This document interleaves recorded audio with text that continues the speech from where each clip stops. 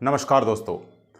कल लंदन में देश के सॉलिसिटर जनरल हरीश साल्वे ने अपनी शादी रचाई है और 68 साल की उम्र में ये उनकी तीसरी शादी है। ये कोई ज़्यादा चर्चा का विषय नहीं होना चाहिए, क्योंकि शादी सबकी अपनी एक निजी चॉइस होती है।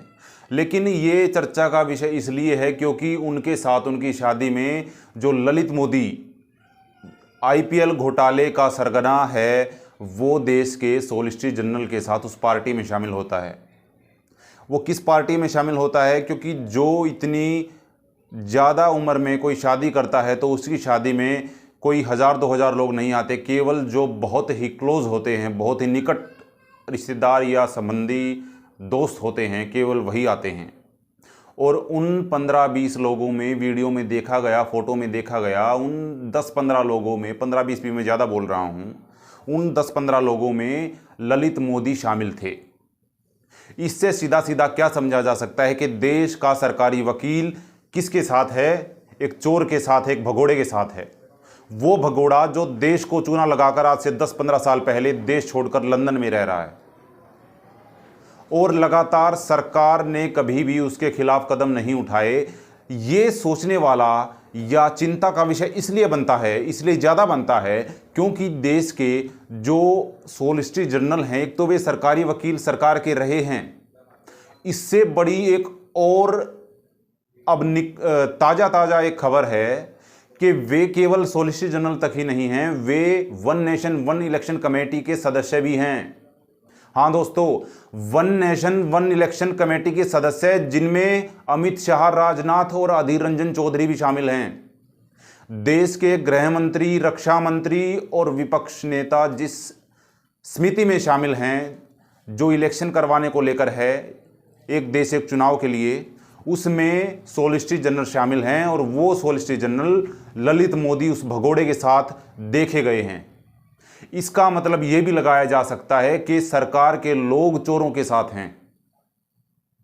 इसका मतलब यह भी लगाया जा सकता है, बार बार हमारी जो फेक मीडिया है उसके द्वारा कितनी लगातार पिछले हम कितने सालों से देखते आ रहे हैं, कितनी झूठी खबरें, चाहे वो मेहुल चोकसी को लेकर हो, नीरव मोदी को लेकर हो या ललित मोदी को लेकर हो, कि हमारा उच्चायोग उनको गिरफ्तार कर चुका है, कार्रवाई चल रही है, अब 2 दिनों के अंदर जेलों में होंगे हमारे देश की। लेकिन होता क्या है, उनको केवल फेक TRP के लिए, कुछ दिनों की TRP के लिए देश की अस्मिता को बेच चुके हैं वे न्यूज़ चैनल।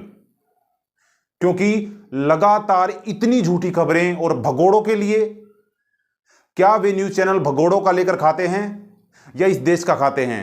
जो भगोड़े इस देश को लूटकर विदेशों में ऐशो आराम की जिंदगी जी रहे हैं। आपने फोटोज में देखा भी होगा कि कैसे ललित मोदी एक शराब या शैंपेन का गिलास चेयर्स कर रहे हैं अपने दोस्तों के साथ, और वे उनको ये दिखाते हैं कि पकड़ा गया, ले आया गया, आ गए हैं, अब आए हैं, कल आएंगे, परसों आएंगे, पकड़ लिया गया सरकार के द्वारा, नकेल कस दी है। झूठे पुल सरकार की तारीफों के बांधने से कुछ नहीं मिलेगा। खड़ा होना होगा सच्चाई के साथ, खड़ा होना होगा लोकतंत्र के साथ, और खड़ा होना होगा इंडिया के साथ, ना कि विदेशी शक्तियों के साथ। जो हरीश साल्वे है, वे उनका एक ये निजी विषय है शादी का, चाहे तीसरी करें या चौथी करें। उन्होंने एक शादी जो है 2020 में भी की थी, अपनी दूसरी शादी। अब लगातार उनकी तीसरी शादी देखने को मिली है। लेकिन हरीश साल्वे पर भी उंगलियां इसलिए नहीं उठ रही कि वे केवल ललित मोदी से मिले हैं। इसके बदले में उन पर इसलिए भी उंगलियां उठ रही हैं क्योंकि 2015 में उन्होंने भी अपनी निजी संपत्ति लंदन में खरीदी, जो कि करोड़ों की थी। उस पर बहुत सवाल उठे, लेकिन उन्होंने वो प्रत्यक्ष रूप से नहीं खरीदी। जैसे कि हमारे देश के विनोद अडानी और गौतम अडानी ने जो फेक मार्केटिंग होती है कि ना तो चीज़ खरीदी जाती है, ना ही बेची जाती है, या अपने आप ही खरीद ली जाती है, अपने आप ही बेची जाती है, फेक कंपनियों को खड़ा करके अपना जो है पैसा बनाए जा रहे हैं। वैसा ही हरीश साल्वे ने 2015 में लंदन में एक बहुत बड़ी प्रॉपर्टी खरीद के किया था। एक कुछ नाम ध्यान नहीं है, एक ऐसी कंपनी को खड़ा करके उसके द्वारा उसमें पैसा घुमा के उस बंगलो या विला को खरीदा गया था, उस प्रॉपर्टी को खरीदा गया था। तो सवाल के घेरे में न केवल हरीश साल्वे हैं, ना केवल ललित मोदी हैं, बल्कि देश के उच्च अधिकारी का मतलब उच्च मंत्री, देश के गृह मंत्री भी हैं जो कि उस कमेटी में शामिल हैं जिसमें हरीश साल्वे शामिल हैं।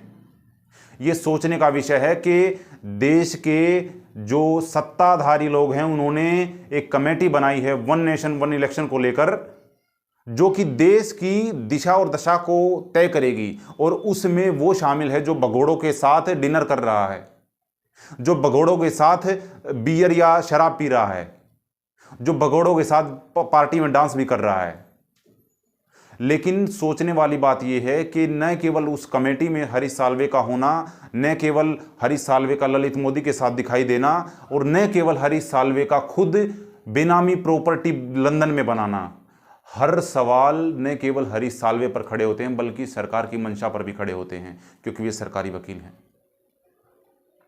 इन्हीं तरह की जो हम अपडेट हैं आपके बीच में लाते रहेंगे, और जो सरकार के काले कारनामे हैं और जो झूठ हैं उनको उजागर करते रहेंगे। बने रहिए हमारे साथ। जय हिंद, जय भारत।